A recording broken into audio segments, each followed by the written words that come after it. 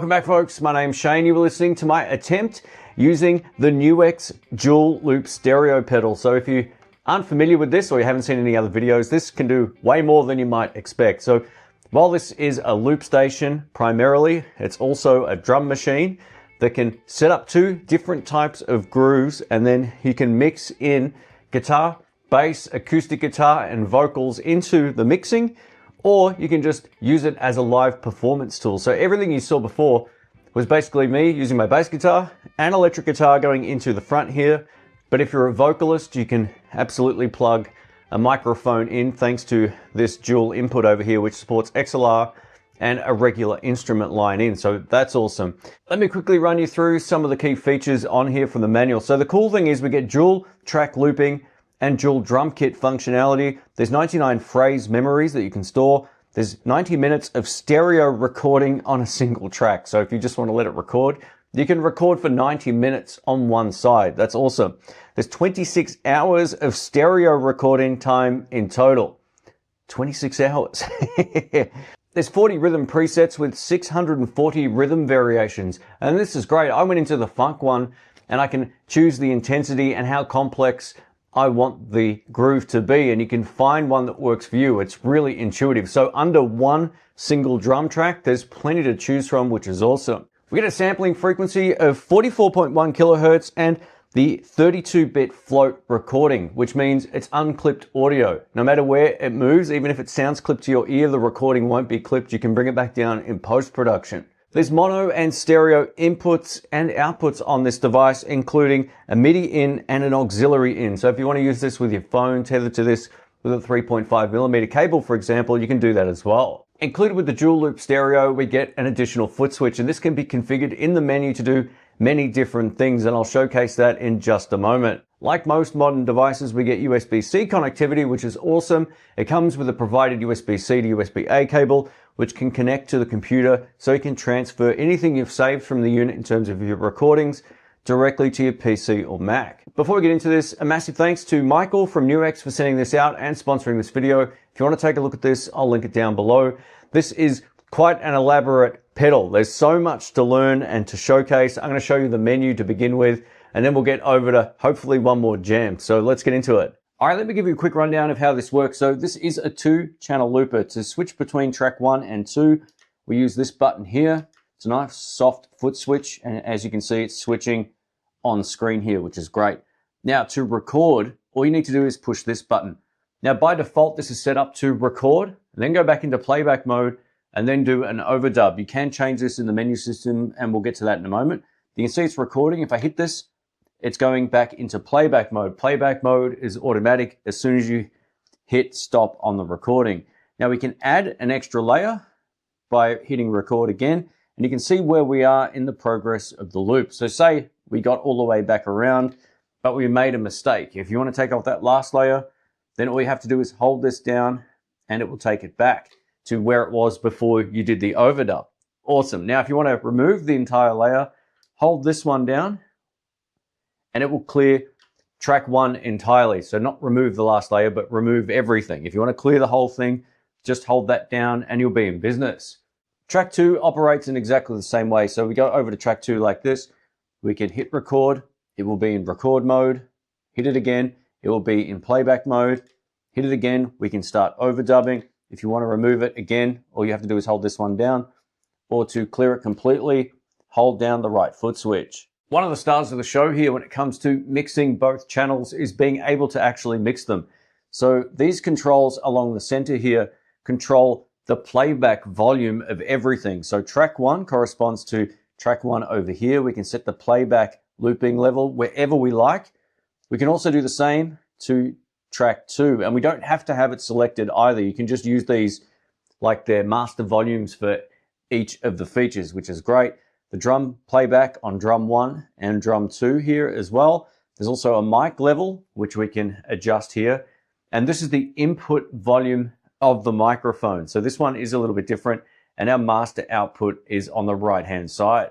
Now, if we push this button here, you can see that the loop mode is set to A/B sync. And what this means is channel A and B will both be in sync with each other. So whether you're recording to 1 or 2, it's basically set up to work in conjunction with each other. If we go into the A-B split mode over here, what this does is it splits A and B channels. So you can have a separate drum, rhythm, and part for track A or 1, and same for B, which is awesome. It'll give you the secondary drum groove as well. So you can set up 2 independent drum tracks by changing this mode here over to A-B split.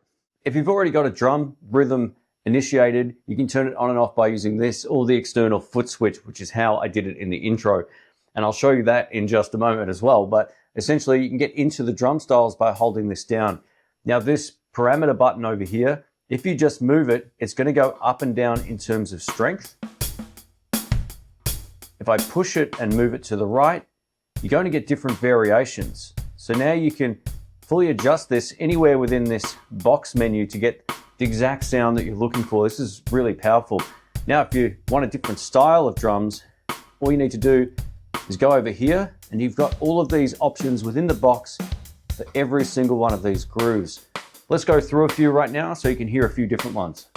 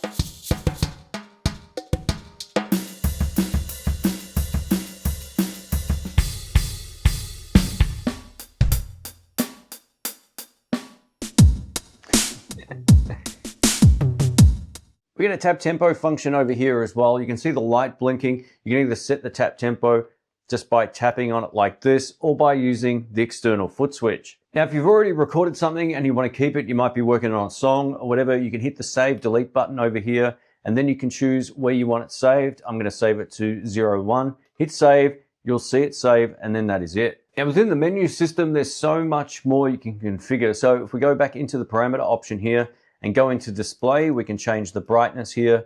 And this is where you'll change the boot up picture that I mentioned in the brief overview section. You'll need to connect this to the computer, obviously, to do so. And there's a couple of different languages here, including Chinese and English. If you want to go back, hit this one over here. Now from the record menu, we can get into here and call it instant, which means as I hit the record button, it's instantly going to start recording. You can also set it to detect if you want it to automatically detect your playing. There's also pre-beat as well, which will count you in before it starts recording. From the dub section over here, it allows you to use one of 2 modes. So by default, as I mentioned, it's record, play, dub. But if you wanted to go record, dub, play, you can set it up in that way. So that will record and already take you to the dubbing mode if you want to layer it up.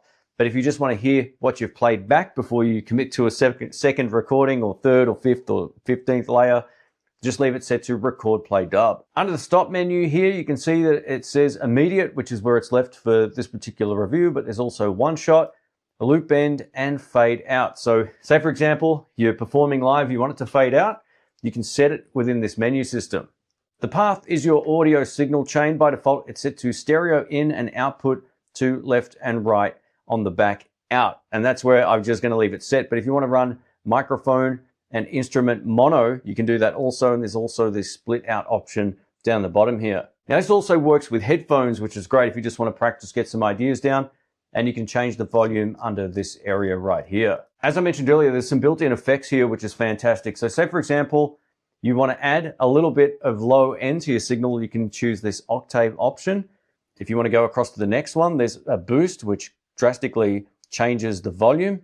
There's also the cab sim, and if I want to turn this on, for example, if I'm going out to a PAL mixer, which is where you'd want this on, then you can click it on like this. If you're going into an amplifier, you don't need the cab sim on, but if you want, you can give it a go and see what you think.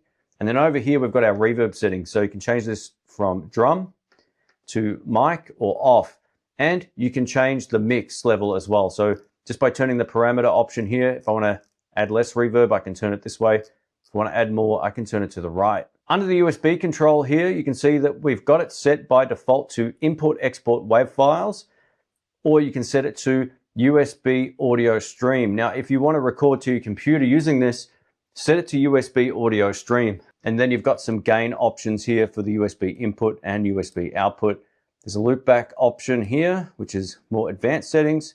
Now, I had disconnected in the intro, and the way I had it set up was so that I could start the drum loop by using this and also set the tap tempo. And to do this, you can go into here and hit tap, and then on the B mode, I've got it set to drum on and off. You can set this however you like, but now I can use this as tap tempo. So if I use this, you'll see the light change over here. See how much slower it is now? And if I do it fast, it's automatically synced in place. Now, I've used the B and A output on here. So if you want all of this functionality, make sure it's in the right output on this Footswitch. And then if I want to go into the drum style, for example, or if I want to start the drum playback, I can hit this button when I'm in there and out of this menu, and it will work. Here we go. I can stop it, make it faster, and instantly make it slower. So that's pretty awesome, and you can configure this to do a range of different things. You can store up to 99 presets. We can use this dial here to go back and forwards. The great thing is it also goes back from 1 to 99. You don't have to go all the way, this way to get to 99, but it's still nice and fast. The faster you move this dial, the quicker it seems to respond, which is really great. And you can go in 1 increments as well. So it's nice and easy to get precisely to where you need to be.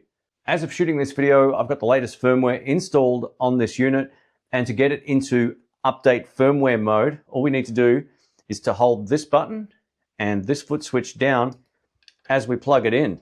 And then you'll see it will go into device firmware update mode. Then from the computer, you need to download and install Midi DFU updater and then go through the steps. You'll also need to download the bin file, and all of these links will be in the description box below. If you get stuck, follow the instructions. I got a bit stuck. I followed the instructions and I was good to go. But I think most people will want to know that little cheat to get into the update mode on the unit, which is these 2 buttons when you power it on. Our MIDI options are located right next to the Footswitch options here. So you can choose what works best for you. I don't really use MIDI, but if you do, those options are in there. And if you want to factory reset the entire unit, you can by going into this option. It only takes a second and you're in business. Let's give this a shot. So now what we're going to do is set up the looper so it counts me in before I start recording bass, which is going into track 1. And then I've got my guitar signal with a few overdrive pedals and so forth going into input number 2 using the cab sim. So this is with the cab sim externally going into this on my guitar channel, then going out into the recording on my computer via my Focusrite sound card.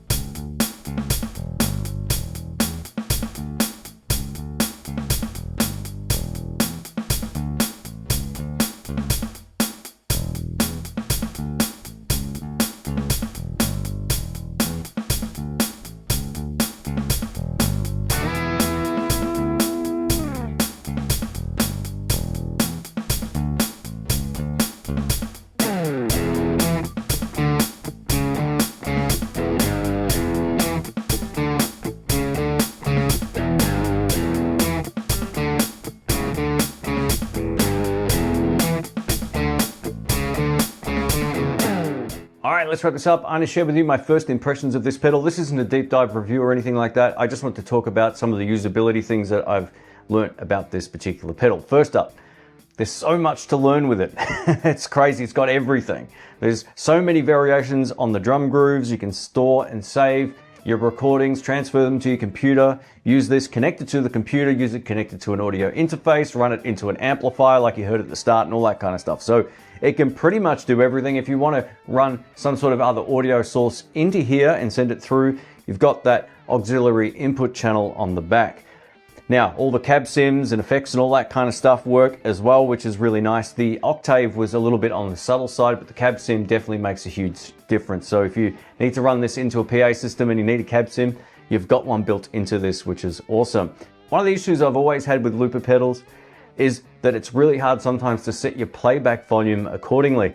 And now that you've got two channels, you can record bass to one and then go back and record guitar to the other and adjust them independently, which is awesome. And you can fully adjust the vocal channel input as well as the drum level volume if you're using it. So that's cool. I could see people using this with a microphone and a shaker, you know, setting the rhythm that way, then setting up different grooves depending on your scenario. I love the fact that the drum machine also gives us plenty of different styles, feels, intensity levels, and complexity levels.